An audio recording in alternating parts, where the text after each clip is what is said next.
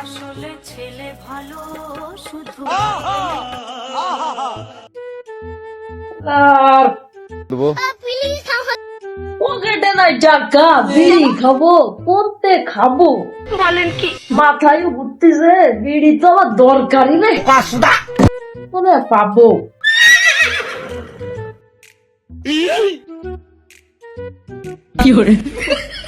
সুটিয়ে লাল করে দেবো, নোংরামি বার করে দেবো।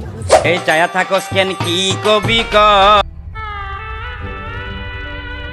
দে পারি না আর পারি না। ওই যে তুই খাচ্ছিস আমাদের তো দে এক চামচ মানে দিয়ে ভাই, সকাল করে খাইনি, ভালো লাগবে না ভাই, দে।